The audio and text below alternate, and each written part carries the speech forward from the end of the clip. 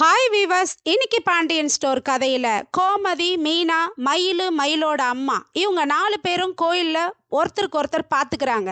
பார்த்துக்கிட்டே இருக்கும்போது இவங்களுக்கு சண்டை வந்துடுது. அப்போ மயிலோட அம்மா கேட்குறாங்க, ஏன் மயிலே, உங்கள் வீட்டில் எவ்வளோ பிரச்சனை இருக்குது, ஆனால் இந்த பொம்பளை முகத்தில் சந்தோஷத்தை பாரு அப்படின்னு கோமதியை பார்த்து சொல்கிறாங்க.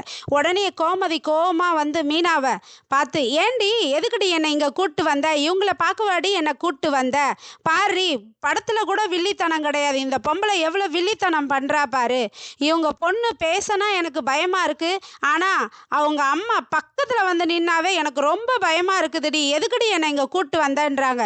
உடனே மயிலோட அம்மா, நாங்கள் தான் வில்லித்தனம் பண்ணுறோம், இவங்க என்னவோ சீமையில் வாழ்கிற குடும்பம், ஒரு மல்லிகை கடை வச்சுருக்காங்க, அப்படியே சிவகங்கை சீமையே கட்டி ஆள்ற மாதிரி பேசுகிறாங்க, அவங்க மூத்த இளவரசர் வேலை செய்கிறது ஒரு மல்லிகை கடை, அதுவும் சம்பளம் கூட இல்லை, அவருக்கு +2 படித்த பொண்ணு தேவையில்லையா, கலெக்டர் பொண்ணு தான் கேட்குதா அப்படின்னு நெக்கலாக சொல்கிறாங்க மயிலோட அம்மா.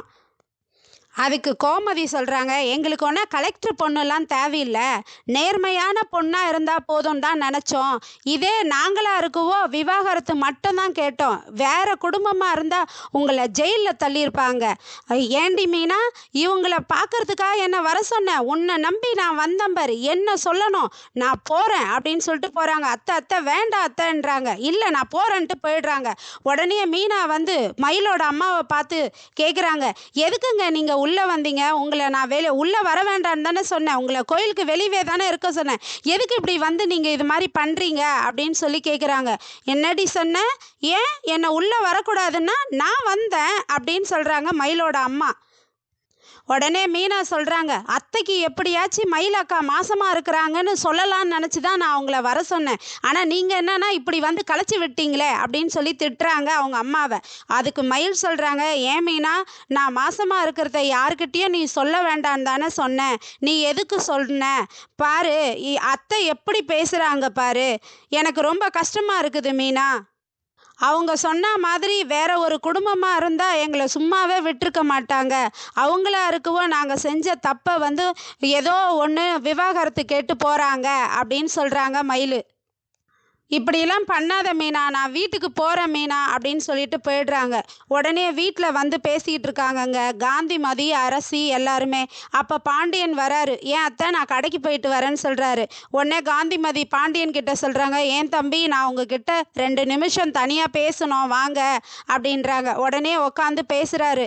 புருஷன் பொண்டாட்டி சண்டை போட்டுக்கிறது இது நல்லா இல்லை மாப்பிள்ளை, வீட்டில் பாரு சின்ன பிள்ளைங்கெல்லாம் என்ன பண்ணுறதுன்னு தெரியாமல் யோசிச்சுக்கிட்டு சுத்துதுங்க, அதனால் நீங்கள் கொஞ்சம் விட்டு கொடுத்து போங்க மாப்பிள்ளை அப்படின்னு சொல்கிறாங்க காந்திமதி. அதுக்கு அவர் என்ன சொல்கிறாருன்னா, அத்தை, நான் கோமதியை ரொம்ப நம்பினேன், இப்படி செய்வான்னு நான் நினைக்கல, அவள் எனக்கு எப்பவுமே உண்மையாக இருப்பான்னு நினச்சேன், சரிங்க விடுங்க அத்தை, அவளை பற்றி பேசாதீங்க, அவள் பண்ணது ரொம்ப தப்பு தான் அப்படின்னு சொல்கிறாரு பாண்டி.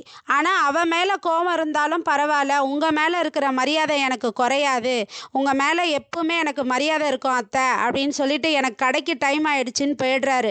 உடனே காந்திமதி அரசியை கேட்குறாங்க, ஏண்டி அரசி, உங்கள் அப்பா என்ன கழுவுற மீனில் நழுவுற மீனாக இருக்கிறார, இப்படி கழட்டி விட்டுட்டு போகிறார, கேட்ட கேள்விக்கு பதில் சொல்லாமன்றாங்க.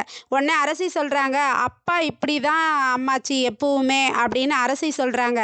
அதுக்கு காந்திமதி சொல்கிறாங்க, உங்கள் அம்மா அவருக்கு தெரியாமல் ஒரு கல்யாணம் பண்ணி வச்சதுக்கே உங்கள் அப்பா இப்படி கோவப்படுறாரே, இன்னும் நான் பண்ணி வைக்க போகிற கல்யாணத்தை நினச்சா அவ்வளோதான் போல இருக்கே என்ன அப்படின்னு சொல்கிறாங்க. உடனே அரசி கேட்குறாங்க, என்ன அம்மாச்சி, யாருக்கு கல்யாணம் பண்ணி வைக்க போகிறீங்க அப்படின்னு சொல்லிட்டு கேட்குறாங்க. உடனே காந்திமதி சொல்கிறாங்க, உனக்கும் குமாருக்கும் தாண்டி அப்படின்றாங்க.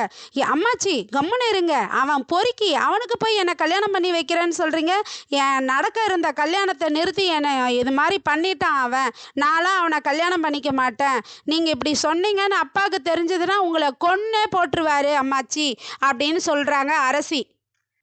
உடனே மீனா வீட்டிலங்க மீனா யோசிச்சுக்கிட்டே சமைச்சிட்டு இருக்காங்க. அப்போ செந்தில் வராரு. செந்தில் வந்ததும், என்ன மீனா, கோயிலுக்கு போயிட்டு வந்ததுலேருந்து உன் முகமே சரியில்லை, உனக்கும் சேமலா அக்காக்கும் எதனா ஆஃபீஸில் பிரச்சனையா அப்படின்னு சொல்லி கேட்குறாரு செந்தில். அதெல்லாம் ஒன்றும் இல்லைங்க, நான் ஒரு முடிவு எடுத்திருக்கிறேங்க அப்படின்னு சொல்கிறாங்க மீனா. என்ன முடிவு எடுத்திருக்க மீனா அப்படின்னு கேட்குறாரு. அதுக்கு என்ன சொல்கிறாங்கன்னா, இனிமேல் யார் விஷயத்துக்கும் எந்த பஞ்சாயத்துக்கும் நான் போகக்கூடாதுன்னு முடிவெடுத்திருக்கேன். என்ன தான் நான் நல்லது பண்ணாலும் எனக்கு கெட்டதாக வந்து சேருது. என்ன தான் எனக்கு வந்து ஒரு வாழ்க்கை பாடத்தை நான் இன்னைக்கு தான் கற்றுக்கிட்டேன் அப்படின்னு சொல்கிறாங்க மீனா. அதை முதல்ல செய் மீனா. சரி, என்ன பிரச்சனை உனக்கு அப்படின்னு கேட்குறாரு. அதெல்லாம் ஒன்றும் இல்லைங்க, விடுங்க அப்படின்னு சொல்கிறாங்க. சரி சரி, நீ சொல்லலைன்னா பரவாயில்ல அப்படின்னு சொல்லிட்டு உடனே மீனா வத்த குழம்பு வைக்கிறதுக்கு அவங்க அம்மாவுக்கு ஃபோன் பண்ணுறாங்க. ஃபோன் பண்ணும்போது செந்தில் கேட்குறாரு, என்ன நீ எதுவாக இருந்தாலும் எங்கள் அம்மாவுக்கு தானே ஃபோன் பண்ணுவ, இப்போ என்ன உங்கள் அம்மாவுக்கு கால் பண்ணுற அப்படின்னு சொல்லி கேட்குறாரு. அதுக்கு மீனா, எப்போவுமே ஒருத்தர்கிட்ட கேட்க வேண்டாங்க, அதனால தான் ஆளை மாற்றி எங்கள் அம்மா கிட்ட கேட்குறேன் அப்படின்னு சொல்லிட்டு கேட்குறாங்க. அவங்களும் சொல்கிறாங்க. வச்சு சமைச்சு சாப்பிட்றாங்க. சாப்பிட்டு முடிச்சு தான் ஆஃபீஸ் வேலை பார்த்துட்டு இருக்காங்கங்க வீட்டில் நைட்டு தூங்காமல் மீனா. அப்போ உடனே மயில் கால் பண்ணுறாங்க. கால் பண்ணதும் கால் எடுக்கல மீனா. மெசேஜ் பண்ணுறாங்க, என் காலை ஃபஸ்ட்டு எடு மீனா, என் ஃபோனை அப்படின்றாங்க. உடனே ஃபோன் பண்ணதும் எடுத்து பேசுகிறாங்க மீனா. என்னக்கா சொல்லுங்க அப்படின்னு. மீனா, என்னை மன்னிச்சிரு மீனா, சாரி மீனா, நீ என் வாழ்க்கைக்காக எவ்வளோ போராடுற, அதுக்காக உனக்கு ரொம்ப பிரச்சனை வருது, அதனால் அதை நினச்சா எனக்கு கஷ்டமாக இருக்குது மீனா. அதை என்னை எல்லாருமே நம்ம வீட்டில் வெறுக்கிறாங்க மீனா. அந்த வெறுப்புக்கு எல்லாம் நான் தகுதியானவளாக ஆயிட்டேன். அதனால் அவர் சந்தோஷமாக இருக்கட்டும், நான் மாசமாக இருக்கிற விஷயத்த நீ யார்கிட்டயும் சொல்லாத மீனா அப்படின்னு கேட்குறாங்க. இப்படி தாங்க முடியுது இந்த கதை. நாளைக்கு மீண்டும் பார்ப்போம். நன்றி, பை பாய், வணக்கம்.